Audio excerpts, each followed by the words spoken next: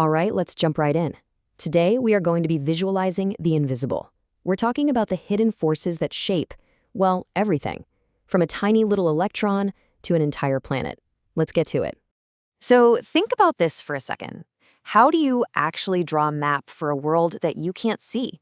I mean, you can't see an electric field, right? You can't feel the tiny shifts in gravity as you walk across the country. And there's no way to watch a single electron and see where it's going to go. So where do we even begin to understand this stuff? Well, the answer is we build models. And you can think of them just like maps or blueprints. They aren't the thing itself, obviously, but they're incredibly powerful representations that let us navigate, predict, and really start to understand the unseen architecture of our reality. So here's what we're going to do. We'll kick things off by mapping the subatomic worlds of the electron. Then we'll zoom out a bit to model how different molecules mix together. After that, we're taking a huge leap to visualize a whole planet's gravitational pull. And finally, we'll get into the very language of these models and what they really tell us about the world around us. Okay, so our journey begins at the smallest scale you can pretty much imagine, the world of the electron. You know, that tiny particle whose behavior is behind everything from electricity to chemistry. What you're looking at here are two totally different kinds of maps for the electron's world. The picture on the left, that maps the forces an electron feels. It's kind of like a weather map showing wind currents that push it around. But the diagrams on the right, those map the electron's energy. Think of these like ladders. In a metal, the rungs are super close together, so electrons can just hop around easily. In an insulator, though, the rungs are really far apart, which keeps them locked in place. Both of these models are absolutely crucial for understanding and building all the electronics we use every day. Now, to get the whole story, scientists need a whole toolkit of different models. You don't need to memorize these names, but just know that terms like Fermi potential or work function are basically specialized rulers. One might measure the energy it takes to yank an electron out of a material, while another measures the energy difference when you touch two different metals together. Each model is designed to answer a very specific question, and that's why we need so many of them to build a complete picture. And models aren't just static pictures. They can be dynamic simulations, which is really cool. What we're seeing here is a model that's answering the question, so what happens to electrons when things heat up? See how that curve shifts as the temperature changes? That's showing us the changing probability of finding an electron at a certain energy level. It's that kind of predictive power that lets us design materials that can work at all kinds of different temperatures. Okay, let's zoom out a little. We've been looking at single electrons, but what happens when we try to model how whole populations of molecules start to interact when you mix them all together? Now, this chart might look a little complicated, but the idea behind it is so important. The solid blue lines, that's the model. It's a mathematical prediction for how a mixture of chloroform and methanol should behave. And what about those little triangles and diamonds? Well, that's real physical data from actual experiments. And just look at how closely they match.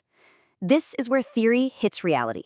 A model is only as good as its ability to actually describe the real world.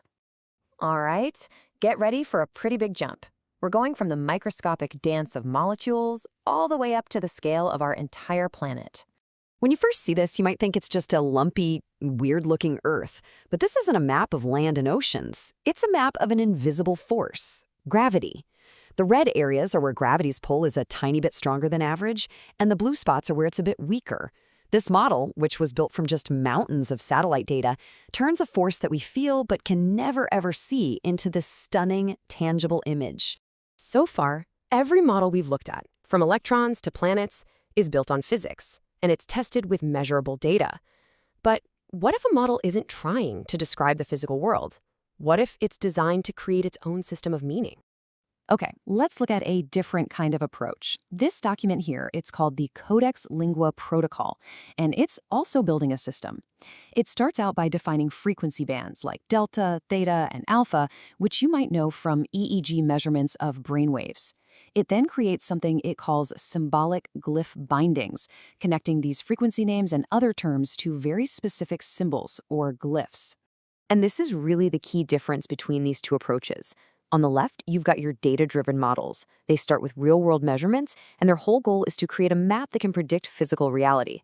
But on the right, we have a symbolic model. It's not trying to predict reality at all. It's actually creating its own system of rules. It defines terms, links them to symbols, and then it sets up a series of operations, a procedure that you're supposed to follow inside its own framework. So one describes the world as it is, while the other creates a whole new system to operate within. So this brings us to a really fundamental question. What's the ultimate purpose of any model? What does it actually give us? The statistician George Box had this famous saying, "All models are wrong, but some are useful." And that is the key takeaway here. No model is a perfect one-to-one copy of reality. That map of Earth's gravity isn't gravity itself. Its value, and the value of any model really, is in its utility. It's in its ability to help us understand, or predict, or in some cases, build a completely new system of meaning. At the end of the day, our understanding is never static. Just like this image flows and changes, so do our models. We gather more data, we refine our math, we come up with new ideas, and slowly, our picture of the universe, our map of the unseen, it just gets clearer and sharper and more profound. You see, our models don't just describe reality. In a lot of ways, they actually shape what we perceive as reality. They give us the tools to see things that were completely invisible before. And that leaves us with one last question. What are we going to see when we draw the next map?